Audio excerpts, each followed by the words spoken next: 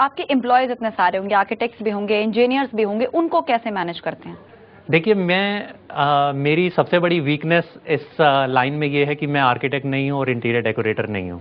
लेकिन इस वीकनेस को मैंने अपनी सबसे बड़ी स्ट्रेंथ माना, क्योंकि जो एक आम आदमी घर बना रहा है उसको भी आर्किटेक्चर और इंटीरियर के बारे में कुछ नहीं मालूम। तो अगर मेरे एम्प्लॉयज़, अगर मेरे आर्किटेक्ट्स और इंटीरियर डेकोरेटर्स अगर वो मुझे सेटिस्फाई कर देते हैं और मुझे वो इन्फॉर्मेशन मेरी भाषा में समझा सकते हैं जो मुझे समझ में आए, तो वो मेरे कस्टमर्स को भी उसी भाषा में वो चीज़ें करके दे सकते हैं। तो उस तरह से हम अपनी सारी टीम के साथ काम करते हैं। अभी आप टारगेट ऑडियंस क्या है आपका, किस किस को टारगेट कर रहे हैं? हमारा target audience middle, upper and lower income group, सभी जो व्यक्ति अपने घर बनाना चाहता है वो हमारे टारगेट ऑडियंस हैं। हमारी वेबसाइट पे बहुत मटेरियल है जो फ्री में अवेलेबल है। तो अगर आप बिल्कुल पैसे नहीं खर्चना चाहते तो आप हमारी वेबसाइट पे जाते हैं। 12,000 डिज़ाइंस हमने वहाँ पे डाले हुए हैं, और ये 12,000 डिज़ाइंस और आर्टिकल्स को देखकर आप अपने आप उससे रिलेटेड अपना घर डिज़ाइन कर सकते हैं। लेकिन अगर समय की कमी है और आप चाहते हैं कि आपका घर ऐसे हो जो बिल्कुल सबसे अलग हो, कि आप चाहते हैं कि प्रोफेशनल्स आकर आपका घर एग्जीक्यूट करके जाएं, तो आप हमें हायर करते हैं एज ए कंसल्टेंट इसके लिए। Okay. अब कहाँ पे इंडिया में, कहाँ पे, कौन कौन सी सिटीज को आप फोकस कर रहे हैं? हम लोग दिल्ली में हमारा ऑफिस है, और हम नॉर्थ इंडिया के अंदर प्रोजेक्ट्स एग्जीक्यूट करते हैं और कंसल्टिंग सर्विस सभी जगह पे प्रोवाइड करते हैं। हम लोगों ने हैदराबाद और मुंबई में भी प्रोजेक्ट्स करे हैं, जो कंसल्टिंग सर्विस हम दिल्ली से बैठकर उन लोगों को वहां पर प्रोवाइड करते हैं। आप सिर्फ रेजिडेंस सर्विसेज देते हैं या उसके अलावा भी और कुछ?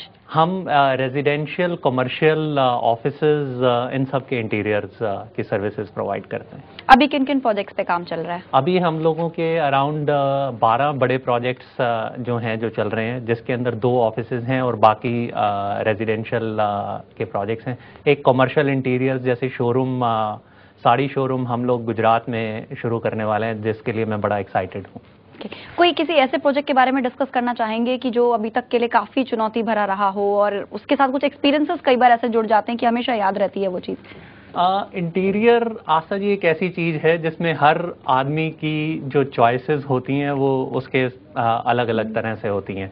तो हर प्रोजेक्ट हमारा ऐसा होता है जिसमें अलग अलग तरह के चैलेंजेस हम लोगों पर आते हैं।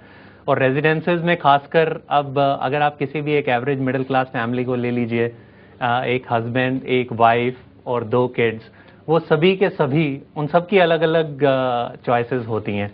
जैसे किड्स अगर छोटे हैं तो उनको चाहिए कि कार्टून्स के थीम हो, लेडीज़ को अपनी किचन प्लानिंग और बाकी प्लानिंग के लिए वो करना पड़ता है। इसी तरह हस्बैंड का अलग तरीके से बजट के कंसर्न्स होते हैं। तो हर प्रोजेक्ट में अलग अलग चैलेंजेस होते हैं। तो सभी प्रोजेक्ट्स हम लोगों के लिए काफ़ी इंटरेस्टिंग होते हैं उन चैलेंजेस को देखते हुए। आज एक आम आदमी की जो डिमांड है वो है कि अच्छे से अच्छा घर हो, तमाम फैसिलिटीज भी मिल जाएं, हर थीम जो भी कुछ दिमाग में कुछ आजकल चल रहा है लेटेस्ट है वो भी मिल जाए और बजट भी बरकरार रहे। तो ऐसे में किस तरह के सॉल्यूशंस उनको दे पाते हैं, कैसे उनको कन्विंस कर पाते हैं कि आपके लिमिटेड बजट में आप सब कुछ? आपने बहुत अच्छा सवाल पूछा बजट से रिलेटेड। हिंदुस्तान में जितने भी घर बनाए हैं, अगर आप उनसे पूछें कि आपने घर बनाया था, आपका बजट में काम हो गया, तो वो बोलेंगे कि नहीं, हमने जितना बजट बनाया था हमारा उससे बहुत ज़्यादा पैसा खर्च हो गया। तो इसी दिक्कत को ध्यान में रखते हुए हमने एक एस्टिमेटर